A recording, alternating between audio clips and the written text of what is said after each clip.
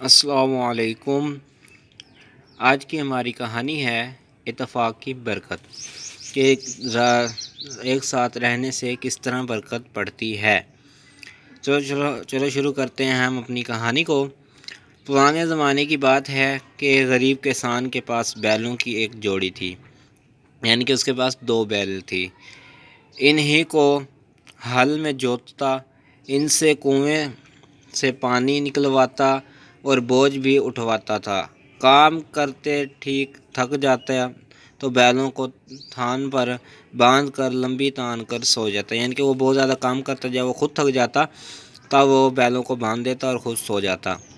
نہ وقت پر پانی پلاتا، نہ پیٹ بھر کر چارہ کھلاتا، یعنی کہ جو وہ کام کرنے کے لحاظ سے تو بہترین تھا، اپنی ذمہ داری بخوبی سمجھتا تھا، لیکن وہ بیچارہ جس ٹائم بیلوں کی باری آتی تھی اس ٹائم وہ سستی کا مارا سو جاتا تھا، نہ انہیں اچھی طرح پانی پلاتا تھا، نہ ہی ان سے پورا کھانا دیتا تھا۔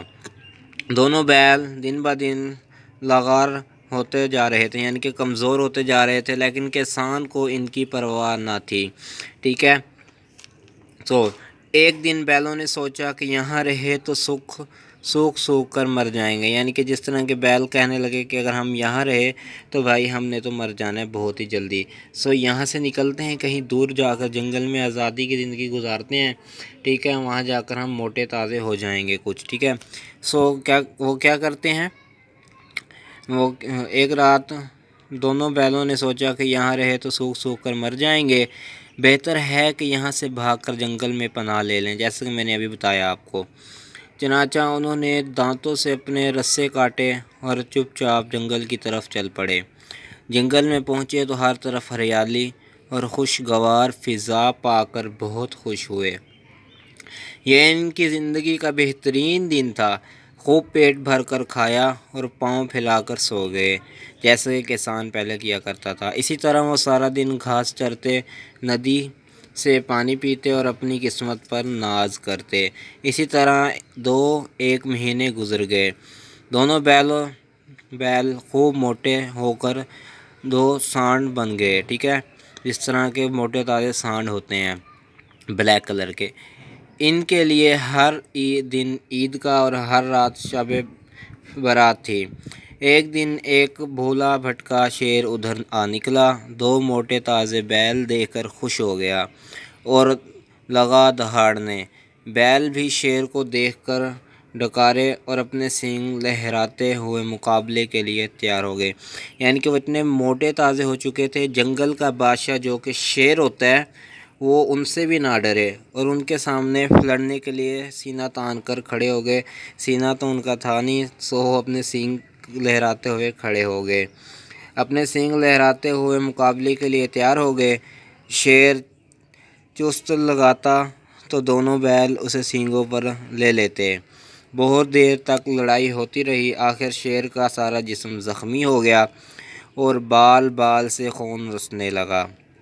شیر مقابلہ چھوڑ کر چپ چاپ ایک طرف نکل گیا۔ بیلوں نے اللہ کا شکر ادا کیا، گھاس سے پیٹ بھرا اور ایک درخت کے سائے میں لیٹ کر سو گئے، جیسے کہ وہ پہلے موٹے تازہ ہو چکے تھے۔ اگلے دن آنکھ کھلی تو بدن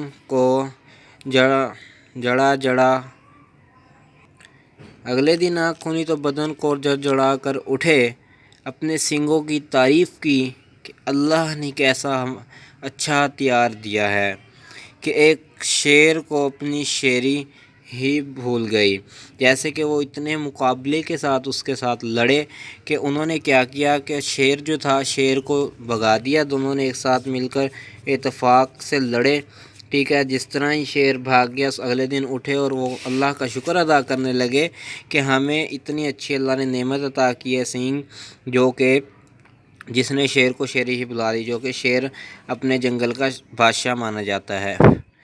اب کہیں پڑا سسک رہا ہوگا، یعنی کہ رو رہا ہوگا، اگر ہم میں اعتکاف نہ ہوتا اور دونوں مل کر مقابلہ نہ کرتے تو شیر ایک ایک کی بوٹی توڑ کر کھا جاتا۔ اتفاق کی وجہ سے وہ اور میں سینہ تان کر جنگل میں رہنے لگے۔ اب انہیں کسی کا ڈر نہیں تھا۔ نتیجہ اتقاء میں برکت ہے۔ ایسا ہی ہوتا ہے گائز، جو لوگ ایک ساتھ رہتے ہیں اس میں ضرور برکت ہوتی ہے۔ آئی ہوپ آپ کو ہماری کہانی پسند آئی ہو۔ آج کے لیے اتنا، انشاءاللہ ملتے ہیں نیکسٹ کہانی میں، تب تک کے لیے اللہ حافظ۔